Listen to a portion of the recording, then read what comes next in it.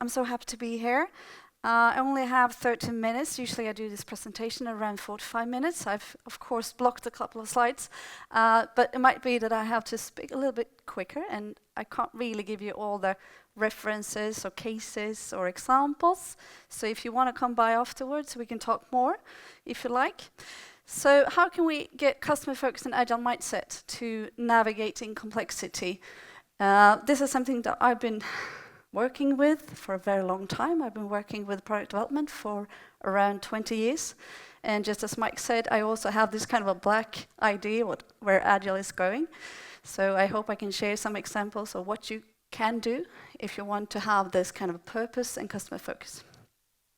So sometimes when we're working, we can't really see the customer. It's like a tunnel. We're just focusing on the next deadline, delivery, or what we have, or maybe weekend or end of the day.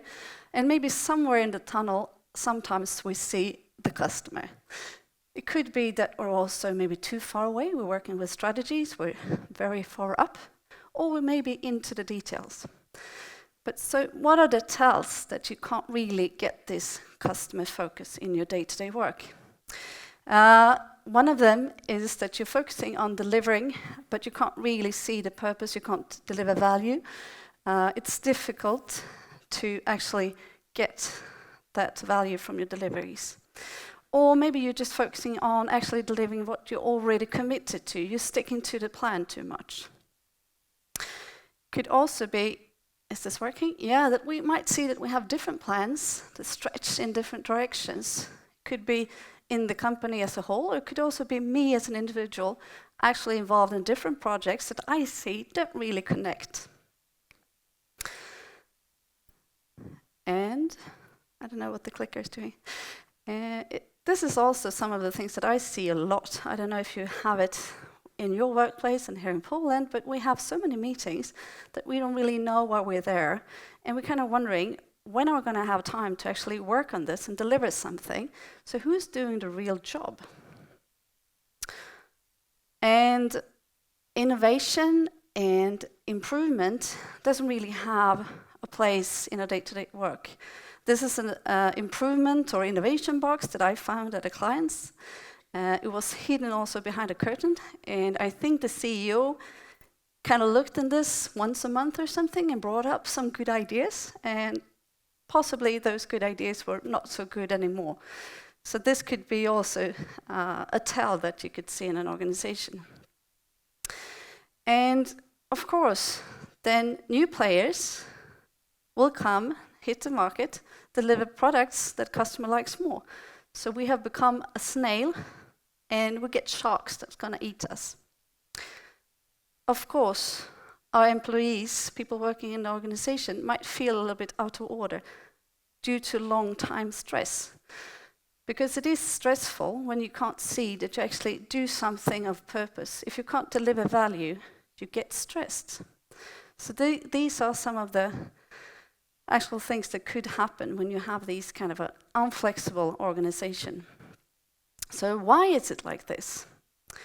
Well, what I see is that we have too many people involved in actually delivering customer value.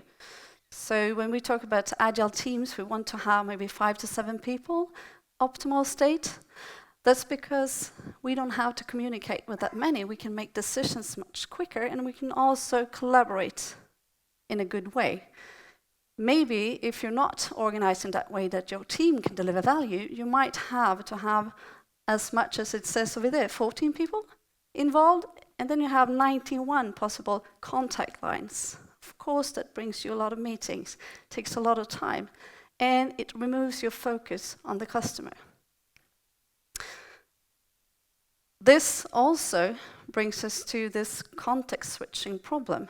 If you're involved in many things, I was working at an agency where we had customers, of course, and I was involved with 7 customers at the same time. I was also working with improvement of our way of working internally. I had so many different roles. I was a project manager, I was a UX expert, that was what I was hired for, but I did so many things, and everyone else did too, for all of these clients at the same time. So working with 7 clients at the same time, you could see I could possibly not deliver any value. I felt like a terrible person. I was feeling stressed and I was feeling blocked. I didn't deliver value. Kind of getting depressed too. So after a year, of course, I left. So if you're working on one thing, you have 100% focus. You don't have to do context switching. How many in here feel that you can have this focus in your day-to-day work? Doing one thing. Oh, we have a couple of people. It's good. You probably have an agile organization where you can focus then. How many have two things? Yeah? Also, maybe the similar amount. 3 things? Yeah? 4 things? 5 things? Yeah, more people. Okay. 6 things? Yeah, a couple of 2. So, of course, this makes us unfocused, and this is costing a lot of money too for the company. So maybe it's not that you have a lack of resources, maybe you're just doing too many things at the same time. So this is a really good thing to show people in the organization to get focus. And one of the things also is, of course, that we have teams or departments that have one competence, and we can't deliver as a team value to the customer by ourselves. We have to hand over and collaborate with other teams, which means we're also unoptimized for delivering value to the customer. So if we can't have this end-to-end responsibility in our team to actually deliver value, we can't actually do a good job. And maybe we have workplaces or work situations where we can't sit together with people we actually need to work with. Could be that we have people offshore. These also are problems that we see a lot. In Sweden, we have offices that are optimized not for sitting as a team, but as an individual. It's a big trend in Sweden. Activity-based seating is called. It's the activity that it's optimized for. It's not for teamwork at all. So it's banned to sit at the same desk more than 2 hours. So it's obviously not a place where you want people to deliver value. And this is an alarming number too. If I were a CEO in an organization and we had this, if this was true, I would be terrified. So if only 5% of the people in the organization understand the strategies, of course they can't make any good decisions, and that's going to be terrible. So this is a true number, and this is of course due to people making the strategies and people actually delivering on them being too far away from each other in a very hierarchical system. So how can we then have this picture of where we're going? The map of where we want to go and the different ways we can get there is not obvious to us. Maybe no one has this map. As a product owner, it's your job to have this map, of course, but it could be very difficult if you only own a small portion of this journey. So next slide, yeah.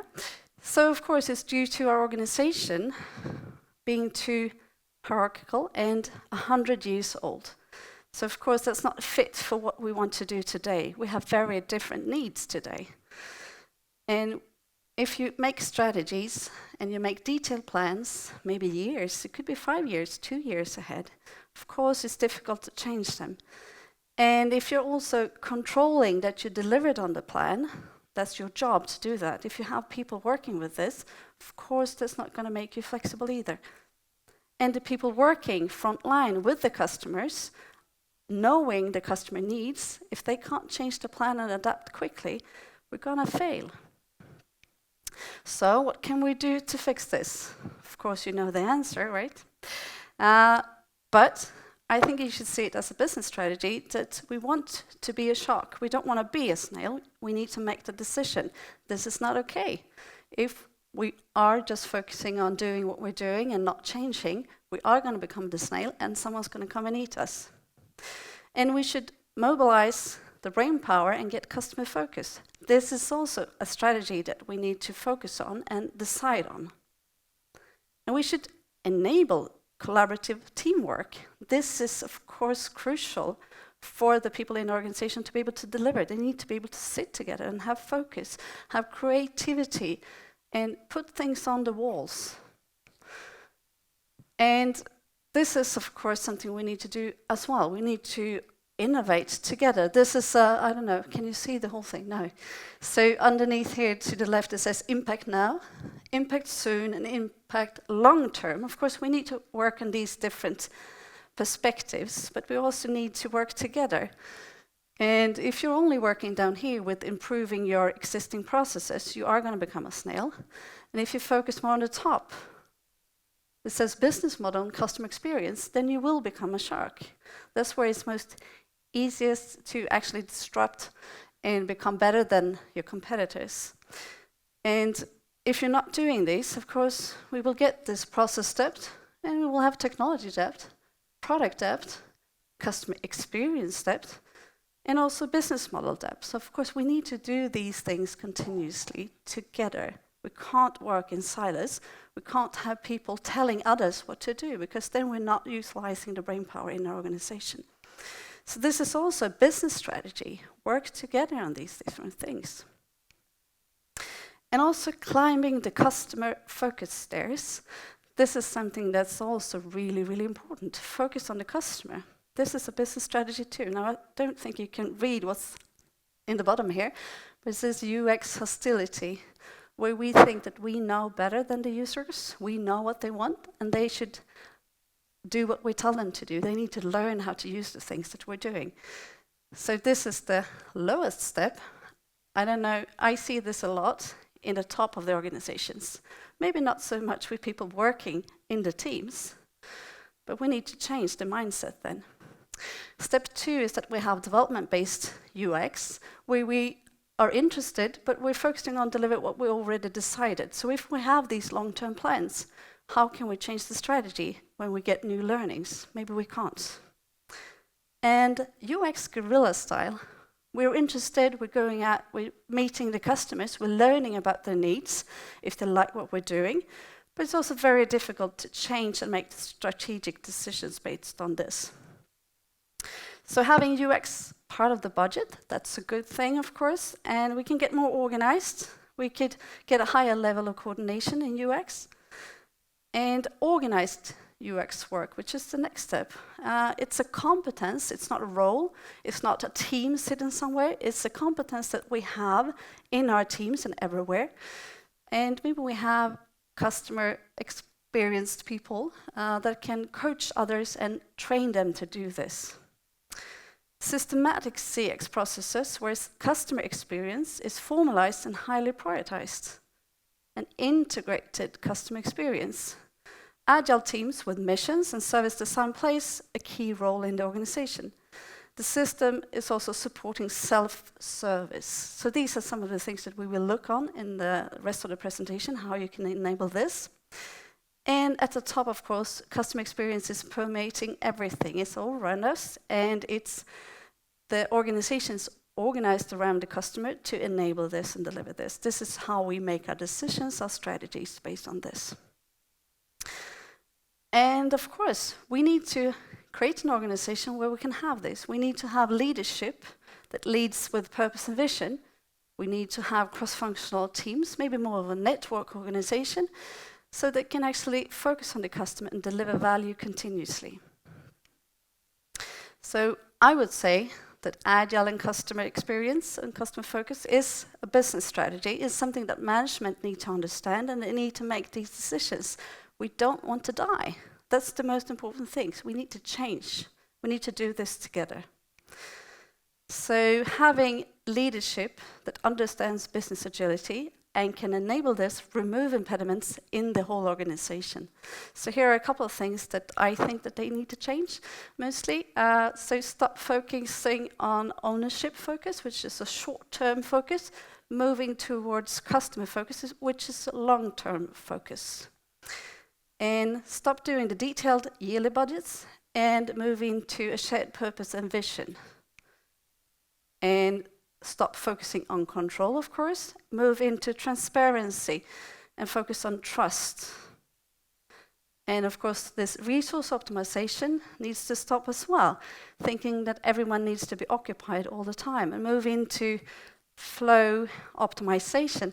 This is something I also see in Agile organizations, where you think it's most important that all teams are doing what they're experts in, or that working 100% just writing code, maybe that's not flow optimization either. And at the bottom, where we have a text hiding it, it says move away from top-down detailed decisions made on gut feeling towards data-driven decisions made in autonomous teams. So these are some of the things that leadership need to change. So leadership for agility is leading with vision and create leaders, actively support change initiatives. This is something that's going on all the time, right? So we need to have the energy, we need to have actual time to do this. Empowering employees and teams. Everyone is still valuable, even though we start to work agile. We change our roles and everything. But your skill is needed, you are needed, and you have a place. You need to join us and work together with others. And create this space where it's safe to fail. This is also something that management needs to focus on. Optimizing the whole system and removing impediments. It can not only be in the teams, it's outside of the teams. That's what's holding the teams back. Prioritize sustainable change so we can continuously do this and not see it as a project. It's not going to be over in 3 months, like Mike said. It's never going to happen. It's going to continuously demand focus on improvement. And enable that insight needs to action quickly. Because the teams will have insights on the customers. They need to be able to make these decisions. And management needs to enable this to happen. So Agile teams on a mission, this is something that I've been working with a lot. And this is where we combine maybe Lean UX with Agile, Scrum, and ways of working. So connecting these things into one team and have a mission for the team. So we need to have truly cross-functional team where we have all the competences from different parts of the organization. I'm going to show an example. I really hope I have time. T-shaped people, of course, where we have more than one specialist competence. We're learning from each other. We're helping each other to build what's valuable for the customer. It's not just UX people doing research. It's everyone joining in and helping out. Everyone helps out to test if it's working, those kind of things. And teams that actually has this kind of a mission, which leads them continuously, like a North Star. This is what we want to happen in the future for these kind of customers, and the team can decide what needs to be done. And instead of having maybe, like many teams have today, a regular backlog where we have things that's been 4 years old in there, it's molded, it's bad, it's someone else's product, have something which maybe it's more based on a hypothesis, where you can direct and change solutions along the way. So keep it on a hypothesis level, so you can actually deliver what's most valuable right now, and don't spend much time on actually understanding what you need to deliver beforehand. And doing discovery and delivery in the teams. Never put that outside of the team. It should be done in the teams, because then you have the knowledge, you can make the right decisions, you don't need anyone else to tell you what to do, you can be truly independent from others. And in the bottom it says, make data-driven decisions. Of course, meet customers, look at data, have both different types of data that can lead you in the right way, and don't hesitate to understand more about the customers if you need to. It's not someone else's job, it's your job to do it. Make decisions based on that. To do this, of course, we need to have one organization. We're one business.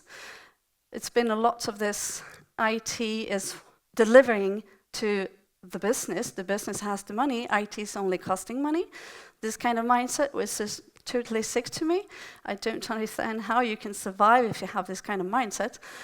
And I see a lot of organizations, me and Elaine had a discussion just earlier, that you as a business start this new shadow IT organization because the old IT is getting so slow. I wonder why. They never become enabled to make good decisions. Someone's always telling them what to do. So of course they're getting slow. They don't use their brain because you took that away from them.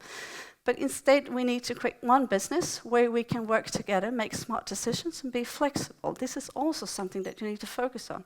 If you only start up this X kind of organization, you've lost, I would say. So this some examples of how you can connect teams to the customer. This is not a silver bullet, it's not a recipe. I really hope that you don't see it that way. It's some inspiration.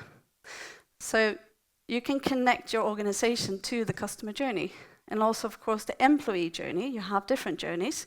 You can connect teams directly to the customer with this vision. So, of course, there are organizations already doing this. We worked with one bank doing this. It's going to be a case that I'm going to show just a couple of minutes. And Spotify is doing this partially.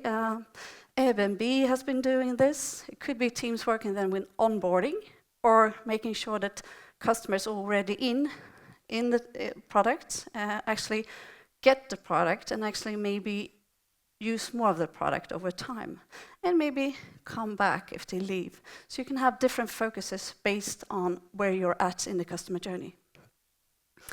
And of course, we want to have autonomy and alignment in our organizations. If we only have autonomy, we can't really collaborate and help the customer move smoothly through the product. So we need to have alignment too. So one of the things we can do, we can have these kind of company bets. So all teams have 100% time. We can say some of the percentages, it's okay that we have something that goes across the organization.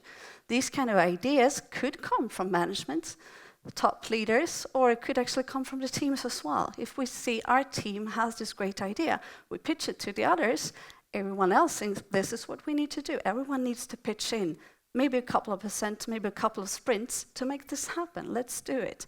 So this is a way where you can plan your time in connection to others. But you also have your mission in the team, which you can focus long term, maybe 6 months, maybe a year, to achieve something bigger. Help the customer to do something really, really good, and do what's needed to do that. Cross all touch points, cross all devices, anything, so you need to have the competences in your team. And of course, then we also need to support other teams. It's not only our mission that's important, everything is important for the customer, and we need to collaborate and help others to deliver value. And of course, we take care of what we deliver, so we have maintenance too in our team. It should never be outside of the team, because then it's not important for us to keep it in a good way, a good shape. So of course, we need to take care of stuff too. These are the things in our team that we need to plan on. So we have different buckets where we put things.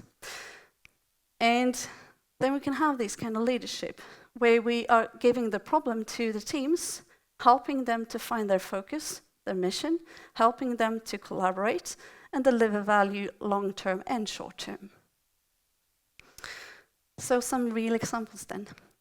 This is Avanza. It's a Swedish bank.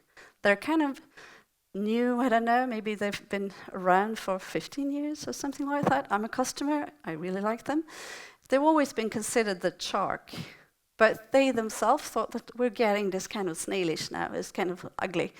So the IT, the product manager, the marketing manager, and the operations manager all went together and decided they wanted to create one organization. They wanted to remove all the silos. And people were feeling unhappy, product owners mostly, and they didn't really feel that they deliver value. So what we did, we helped them to create one vision. We helped the team and the people in the teams to evaluate the current organization. We set different, I think it was 6 different, what do you call it now? I don't remember. Anyone help? Matthias? No? We set different criteria that they thought were good for the organization that they could evaluate against principles. Now I remember it. That meant something for them. So they evaluate their organization, the different types of organizations, and they choose to have a customer journey organization instead. And they had self-selection, which you can see here. So you got to choose which team, which mission, which product owner to join, where you could contribute the most with your T-shape. And they formed 11 Agile teams on a mission. They have leadership teams, which are cross-functional. This organization now has increased the speed of value and, of course, the value itself to the customers. They have these kind of teams where there are 11 people kind of in each team. So they're doing lean UX, they're taking care of the products, they're doing user research, they're doing A/B testing, they're doing all of that shit in the team, which is fantastic. And they had a vision too with this change. They wanted the teams to feel like they were startups. So they were measuring, of course, how people felt in the organization, how happy they were, how happy their stakeholders were, and the delivery and the speed of the organization. And of course, people were feeling so much happier, and they know that now people in the teams, they feel like they are a startup because they have the budget, they have the mandate, they have the people, they have the mission, they have the support from management. Management is stepping outside and just cheering. Good job. So this is a true success. This is another example of an organization in the public sector, it's Swedish Radio, where we coached a team to do these kind of same thing, but within one team. But they needed to collaborate with other teams in the organization as well, which were not working like this. But this team had all the different competences needed to deliver on all platforms. And they, of course, they doubled the listening time, and they also widened the audience with 50%. They had never seen these kind of results before. Before, they spent a year just prototyping on paper. They had no ability to deliver value to the customer. Of course, they understood the problems of the customer, but they had no ability to deliver real value. So they were so frustrated. So what we did, we enabled them to collaborate with others to deliver on all platforms, to get the customer or the actual developers into this team.